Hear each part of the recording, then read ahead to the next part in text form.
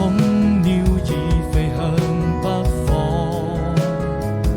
經過石板路旁，點點星光帶來無限遐想，是迷人的汽笛聲伴我入夢鄉，風沙在作響，輕輕哼唱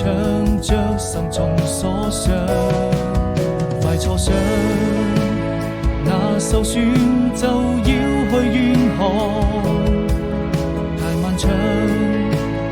藍天也變得飄揚，